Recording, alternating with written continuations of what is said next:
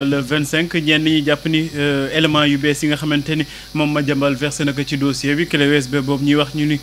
en tout cas njortu nañu ni dernier développement yi am ci Sénégal yi loolu la jël def ko ci clé pour gën a victimiser wu est-ce que quelque part duñ jox raison Ibrahima mi nga xamante ni jàpp na ni quelque part erreur yu état du Sénégal def à travers ñi fi nekk jamono ji ñoom ñoo ko nar a sax libéré wala gën koo profité. waaw keroog daaw naa ko dénoncé d'ailleurs si dernière émission bu ñu defoon sur le sujet mais bon il y a certaines sorties yi nga xam ne ñu nekk si côté pouvoir ñu ngi koy def ils sont en train de corser le dossier en faveur de Madiambal. Notamment keroog bi ma gisee ñu def une conférence de presse organisée par Dame Mbodj, Cheikh Bara Ndiaye, xawma Bibo Amadou Ba, mais ñooñu ils ne connaissent pas mieux que toi sur le dossier lu ñu xam bëriwul si dossier bi. du ñu ay avocat et Waly Diouf bu ñaa waaw. Pendant ce temps c'était les avocats de Madiambal ñoo fi def conférence de presse ñooñu quand même on sait que c'est des avocats défenseurs avocat moom nu mu def ba génnee client bi dina ko def argument mu mën a textile pour génnee rek dina ko def mais qu'on arrête quand même de donner la parole à ñoo xam ne ils ne vont développer que des arguments politiques. te argument politique yooyu ñuy développé mooy gën a jox dossier bi des allures politiques plutôt que des allures judiciaires parce que bu fekkee ne au lieu ñuy jox la parole aux avocats ñi nga xam ne ñoom dañuy teg dara ci table bi dañu teg des arguments de droit ci table bi ñuy jox la parole à quelqu'un sax boo xam ne mën day jéem a làkk français. day gën a insister sur la dette cachée. waa dette cachée boobu c'est pas le thème du débat ici. Madiambal on l'a pas pris pour dette cachée.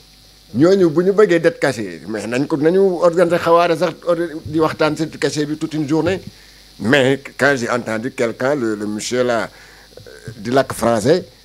mais quand même mais non il faut pas saboter le dossier quand même il faut pas le saboter te loolu yëpp da koy gën a allégé da koy gën a jox des allures de politique da koy gën a théâtralisation sax mais yaa ngi def amalgame Georges boobu ci dette cachée bi avocat bi dañ doon toon avocat sûr bi dañ doon mais même ñooñu am na ci ñoo xam ne n'avaient pas droit à la parole. laa koy wax noonu ma ne ko ils avaient beaucoup insisté sur la dette cachée quoi. mais dette cachée boobu am na ñoo xam ne dañ ci war a wax ak ñoo xam ne dañ ci war a noppi xam nga lii yëpp day gën a jaxasoo mbir mi day gën a jaxase xel yi comme wolof nu mu wax coow leen rek dëgg bi gën a réer li ngeen di coow rek muy gën a réer tey nag Madiambal dem na fële ca France Madiambal ak certains malades sénégalais yi ñoo yem am na malades yoo xam ne bu ñu feebaree du ñu toog vie principale il préfère nga yóbbu leen fële à l'hôpital américain de Neuilly ne foofu la mën a dundee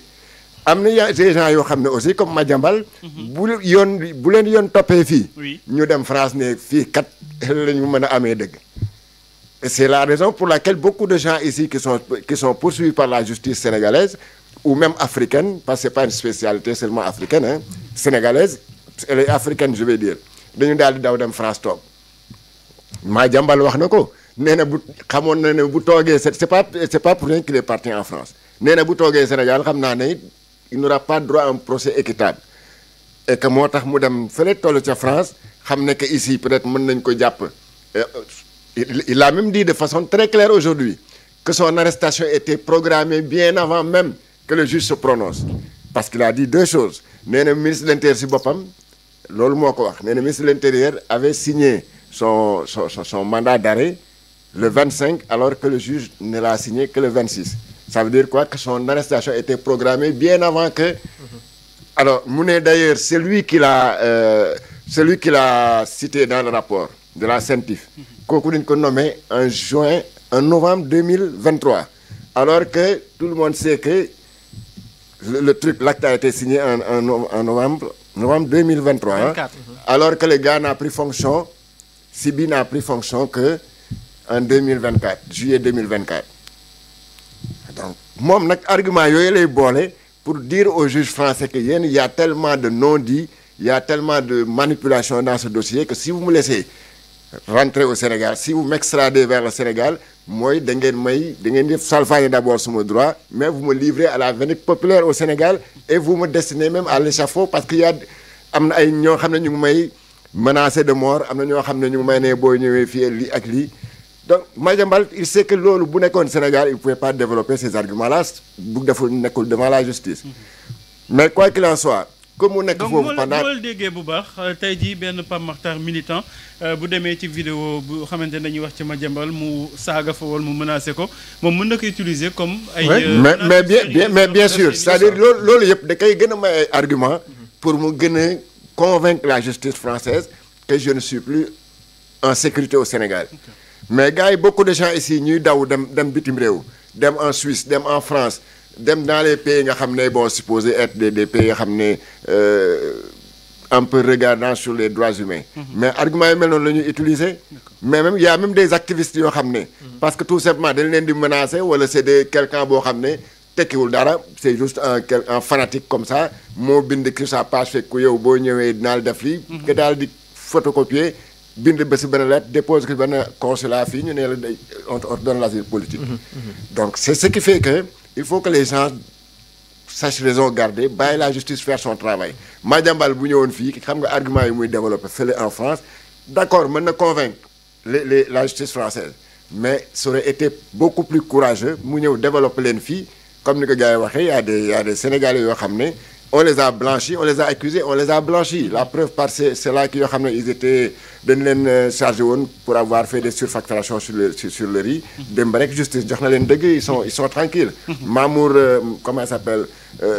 Faye Mansour Faye oui. Oui il a été accusé léegi mu ngi këram pourtant et tant d'autres Sénégalais peut-être que lui également argument yi mu nekk France di développer foofu bu ko tegoon devant le juge avec l'appui de ses avocats mais dara du ko si fekk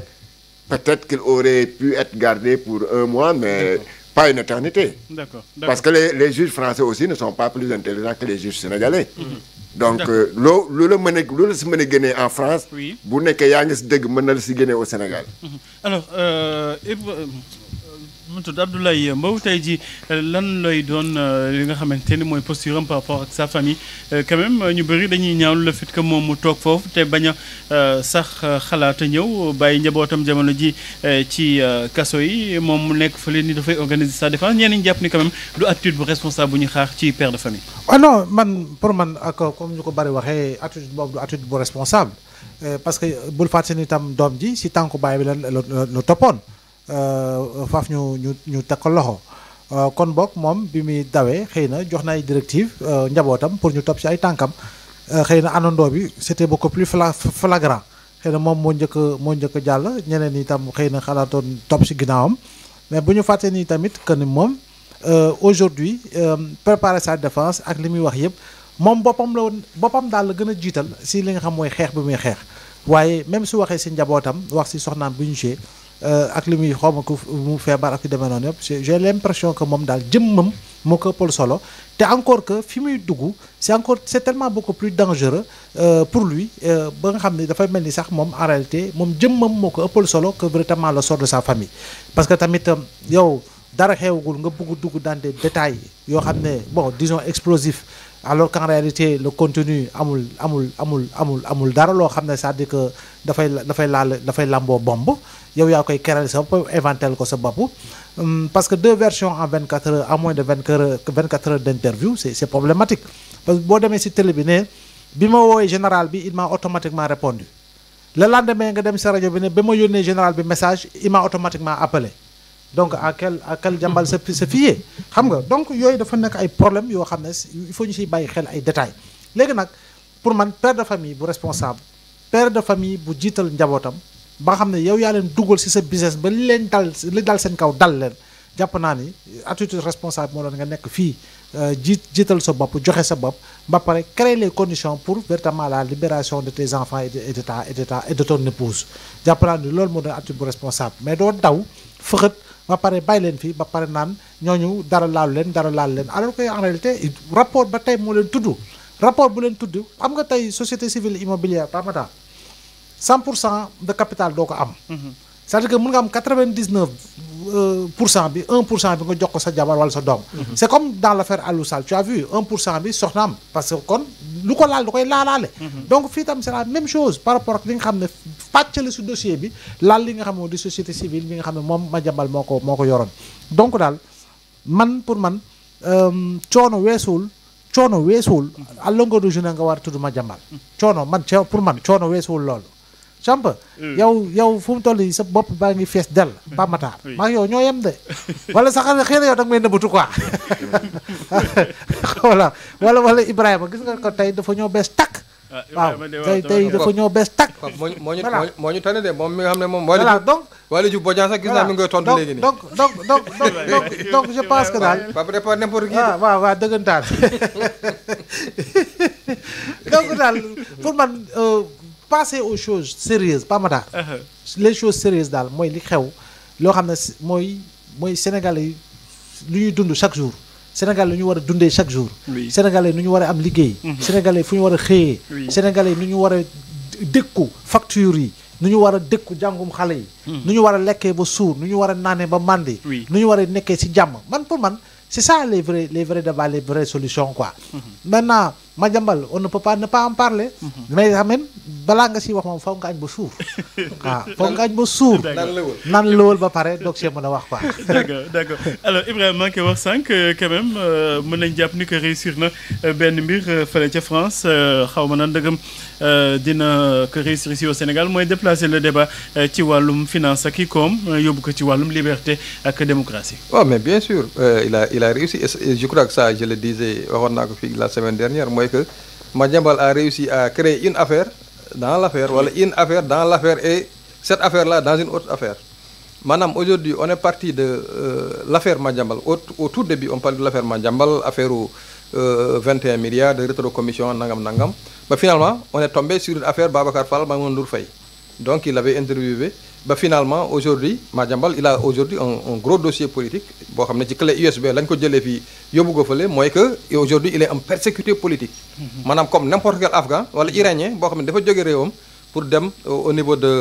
de la France wala au niveau de l'Europe pour lakkatu foofu donc beneen bi mooy par rapport à kii je l'ai entendu chez Babacar Fall où il disait que bon moom li taxoon mu dem France parce que xamoon na ne ñoom moom bu fi nekkee non seulement moom dinañ jàpp sa famille mais moom aussi dinañ ko jàppale donc moom il est mieux à même d'organiser sa défense et celle de sa famille en étant à l'extérieur de la prison que bu fi toogoon mais Madiambal quand même il faut lui tirer le chapeau il a réussi cette stratégie là c'est de déplacer le problème on passe d'un problème de blanchiment de capitaux rétrocommission ak yooyu ba finalement mu dérivé nekk une affaire politique boo xam ne donc je le dis et je le répète pouvoir bi en tout cas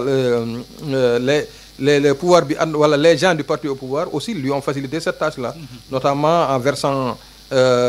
comment dirais-je en faisant des vidéos en faisant des posts Facebook des lives affaires yooyu qui parlaient de Madiambal et loo xam ne à chaque fois c'était des arguments pour lui pour montrer aux juges français que effectivement il court le risque d'être jugé par un tribunal qui n'est pas équitable parce que simplement il serait constitué wala il serait mis en place à partir de ay représailles lay doon contre moom. Voilà que c'est des représailles politiques contre moom et Georges mi ngi koy rappelé ça effectivement il dit que c'est quelque chose qui était préparé de longue date et chaque jour mi ngi jël ay arguments pour démontrer que effectivement il en était ainsi. Et puis ce qu'il faut préciser. Oui. C'est que lu mu def noonu di c'est-à-dire déplacer le dossier. jëlee ko blanchiment de capitaux. Oui. Présumé à un débat politique. À un règlement de compte politique. Mais ba dem sax ba ci wax ay waxu menace de mort. oui moo tax léegi sax moom def ko bëggatul sax wax ay blanchiment de capitaux bëggatul sax wax ne il était impliqué dafa gagné woon il avait facilité un entrepreneur à gagner un marché de construction loolu sax déggatoo ko mu wax affaire boobu. lu muy wax mooy il s'agit tout simplement de Ousmane Sonko qui veut ma tête. Et il se présente plus comme étant journaliste même comme étant un homme politique un opposant. Voilà. Et là, il l'a répété aujourd'hui devant ses soutiens, en disant que d'ailleurs Ousmane Sonko a voulu me mettre en prison depuis la campagne électorale alors que j'étais candidat et j'avais trouvé cela anormal et tout ça. Et d'ailleurs le procureur à l'époque, daf si tegoon tànk et tout ça. Mais Madiambal il n'est pas fou de. Xam nga bu fekkoon rek il est resté sur le terrain du blanchiment des capitaux en Europe, en France et un peu partout laay wax. faut délit boobu fi ñu la ko mën a teg rek on fait tout de suite un glissement vers le financement du terrorisme en tout cas dans certains pays européens Donc c'est très difficile de pouvoir convaincre un juge européen que voilà, cette accusation de blanchiment de capitaux vraiment c'est du pipeau, il n'y a rien, defuma ko waxuma ko. D'ailleurs dañu naan demal chez toi, tu vas te défendre. Mais c'est parce que là, c'est pas la France qui l'a accusé de blanchir des capitaux, c'est le Sénégal qui l'a accusé de blanchiment de capitaux. D'accord. Maintenant, quand il déplace le débat sur le terrain purement politique, de règlement de compte, mais la France peut dire, ah, nous, aussi, mais c'est parce qu'ici aussi, on ne peut pas accuser quelqu'un comme ça, nous livrer quelqu'un comme ça de trucs, machin truc. Donc ça aussi, ça se comprend, la France a toujours... c'est comme des liens de père à fils. su bu ñu la menacé fii nga daw dem sa kër bàyyi toog foofu ne ko dañ ma waa mbedd bi dañ ma song ah sa papa day daal di génn comme France kay dafa jàpp mooy suñu bàyyi bu ñu la menacé fii si mbedd mi nga daw sa kër bàyyi toog ne gaa yaa nga mu bëgg a dóor si mbedd mi noonu rek la demee France aussi il joue le jeu boo ñëwee si moom mu ne la ah c'est pas pour rien que nga ñëw il faut que ñu. mais est-ce que Madiambal dina mën a entre guillemets manipuler la justice française gëm loolu leen ni que mbirum acharnement la ak ay représailles ñu organiser contre moom